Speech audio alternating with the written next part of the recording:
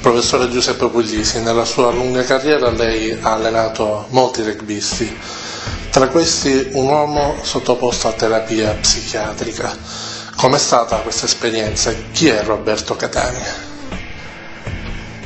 Roberto Catania è un uomo che nella sua vita ha dato dei grandi segnali di una vera realtà di bontà e di grandezza umana, perché è riuscito a superare tutti i fattori che l'hanno condizionato nella sua vita, entrando in pieno titolo nel mondo rugbista e diventando un grande rugbista che, se non era, a mio avviso, condizionato di questi fattori, era uno degli uomini più forti, rugbisticamente parlando, che potesse esserci in Italia. È un uomo che, oltre alla sua capacità fisica, accompagnava una buona capacità tecnica.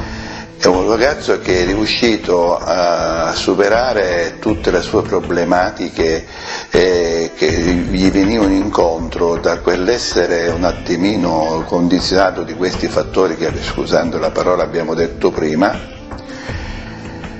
Riusciva a stare in campo meglio di tanti altri e con più passione di ragazzi che normalmente vengono considerati fuori da ogni problematica che lui andava incontro. Ma nel momento in cui lo allenavo non riscontravo nessun fattore, nessuna difficoltà in Roberto. Era un ragazzo come tanti altri che aveva le sue esaltazioni, le sue depressioni del momento, ma che il rugby, nella sua poesia, nel rugby, nel suo essere qualcosa che accumula e affina tutti quanti nello stare bene insieme, lo portava a giocare finanche in condizioni fisiche che mi ricordo perfettamente una partita in cui lui aveva una lussazione a una caviglia, aveva dato la sua disponibilità per stare in campo, per giocare la partita.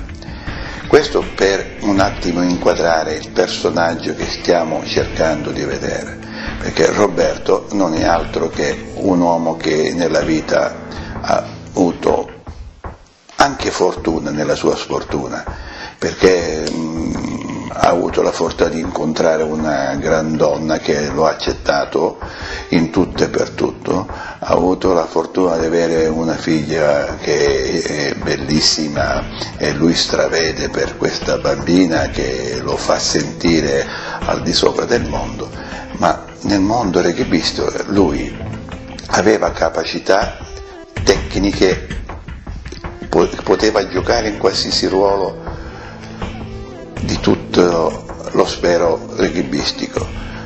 Io sono convinto che lui ha avuto un'involuzione solamente nella parte finale, perché forse le sue problematiche, più che problematiche, i suoi fattori che lo condizionavano l'hanno portato a pagare un prezzo maggiore di quello che un rugbista può pagare con un lieve infortunio e qualsiasi cosa.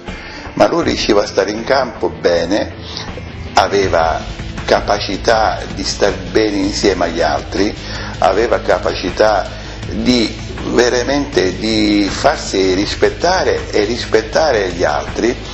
Non era per la sua mole, per la sua capacità fisica, per il suo coraggio, non è mai stato scorretto, era un uomo che veramente riusciva a dare qualcosa di particolare al rugby, perché se un compagno era in difficoltà, il primo ad arrivare era lui. Se un compagno era solo, il primo ad arrivare era Roberto. E questo non lo testimonio io, è una semplice, quello che sto dicendo è un semplice dire, perché è testimoniato di tutti i ragazzi che hanno giocato con lui, con tutti i ragazzi che sono stati vicini a Roberto e cui Roberto ha dato tanto. E moltissimi hanno aiutato Roberto e lui ha aiutato tantissimi a capire cos'è anche la sofferenza nel momento in cui uno si trova in difficoltà.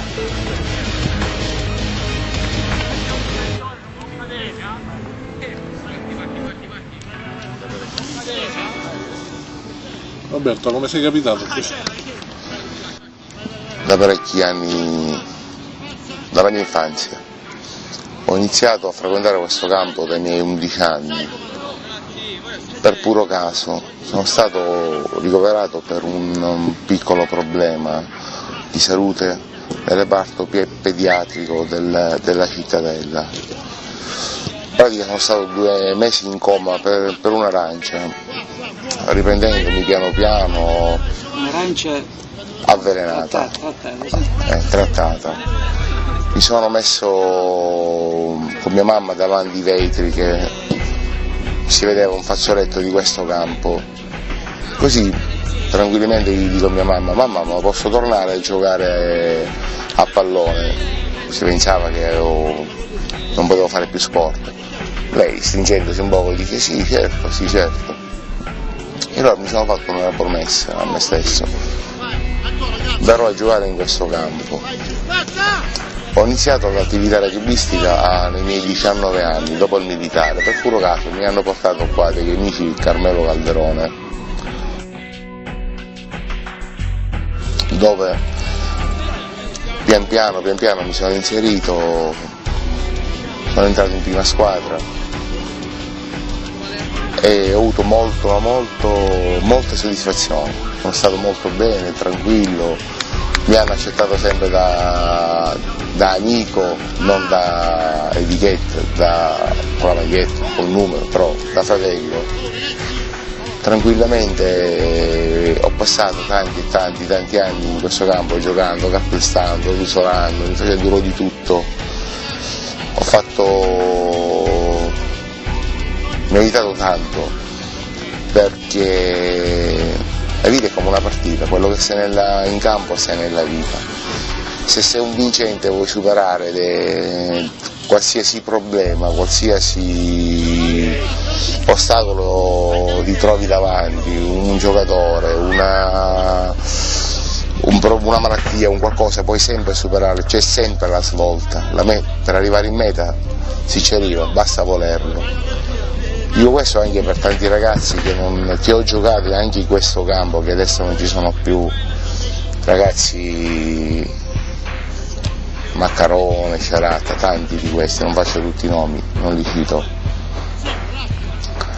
E mi sono accorto che non è vero che nella vita non c'è una speranza per fare la meta. Per me c'è sempre, tutti noi siamo così, basta volerlo, impegnarsi e riuscire a immedesimarsi anche da vittorioso. Allora la fai la meta, io sono convinto. Roberto, adesso ti trovi qua, sì, nella cittadella, diciamo il cuore, la patria del rugby catanese, del rugby catanese parte da qua. In questo momento, vedendo quei ragazzi che magari in questo momento, devo dire la verità, di loro, appunto, è una realtà che abbiamo pian piano portato avanti anche noi veterani. Il CUS è una squadra, la prima squadra catanese, e mi fa veramente piacere, in questo campo a me mi trasmette serenità, tranquillità, dolcezza, tutto un sistema bellissimo, perché vedere questi ragazzi che si impegnano, che ci ascoltano, che hanno la voglia di andare avanti, di continuare, non andare a fare fesserie fuori, sudare, stare assieme, possibilmente a volte c'è la soddisfazione. Lo sport sappiamo bene che ha anche sofferenze, ci sono i momenti che tu sei stanco e allora meglio qua stancare, meglio stare in un campo tranquilli a giocare col pallone, a comunicare anche tramite i gesti, tramite il sudore stesso e tutto il contorno che c'è nel mondo dello sport, che andare a fare corse con le macchine clandestine, tanto altro non vado avanti.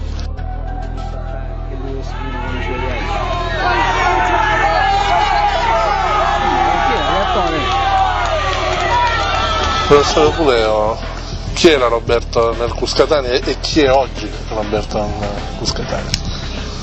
Roberto è arrivato a metà degli anni '80, è arrivato da noi che aveva appena finito il militare, mi ricordo. Erano i tempi in cui ci si allenava in un campo durissimo al campo di Saraceno, che era alla fine della circonvallazione. E sicuramente una caratteristica di Roberto era che era un ragazzo di una volontà e quindi voglia di imparare da ragazzo, voglia di apprendere, e però metteva in campo anche quella grinta che in questo sport ovviamente è indispensabile. E devo dire che ancora oggi, girando nei vari campi, Sicilia e nonno, onestamente si ricordano di Roberto, e sicuramente con questa connotazione di uno sportivo, oltre che di un atleta, perché aveva sicuramente delle caratteristiche fisiche non indifferenti. Lui giocava a pilone, ma gli piaceva anche ritrovarsi in tutte le parti del campo, quindi non disdegnava anche di poter trovarsi nello spazio aperto anche a fare un ruolo noi diciamo di terza linea nel rugby. Man mano poi è cresciuto, ha avuto anche le sue opportunità, l'aveva richiesto anche una squadra di serie superiori, ma in quello lì Roberto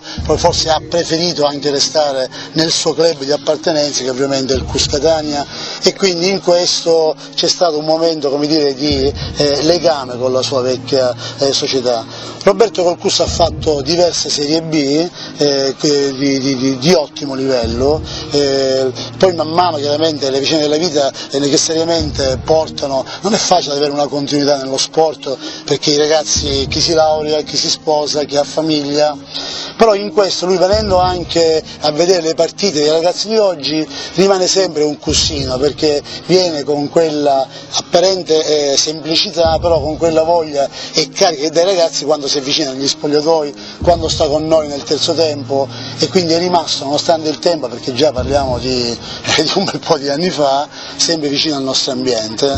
Puleo per me è stato un compagno di squadra, un allenatore, è stato anche un dirigente, perché tuttora è un dirigente, e veramente questi tre ruoli li ho vissuti.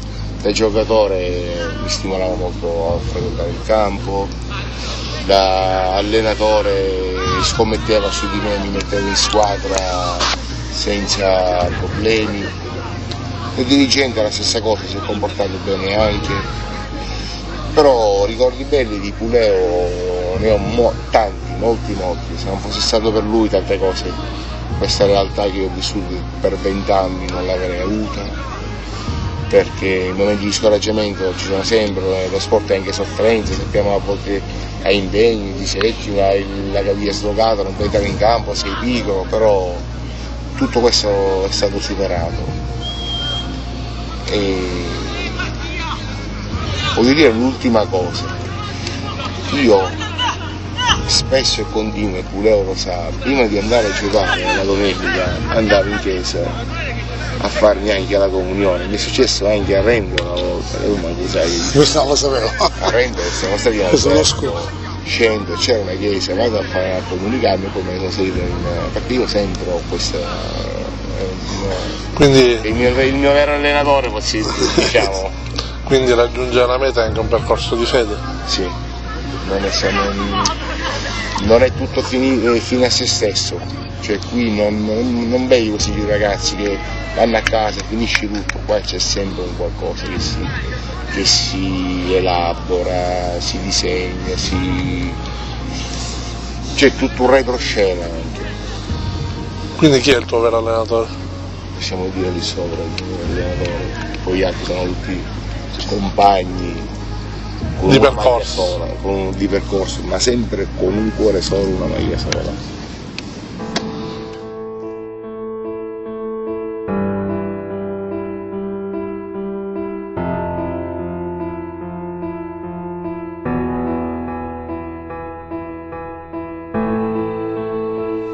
Perché le sue gente, per me, sono kid pazzi, kid che sono pazzi di vita, pazzi per parlare, pazzi per essere salvati, desiosi di tutto allo stesso tempo, kid che mai paragliano o ripetono un luogo comune, ma bruciano, abbruciano come favolose cannelle romane gialle, che scoppiano come ragni immensi all'estete, e in tale menso si vede la luce celeste dello scoppio centrale, e tutte fanno oh.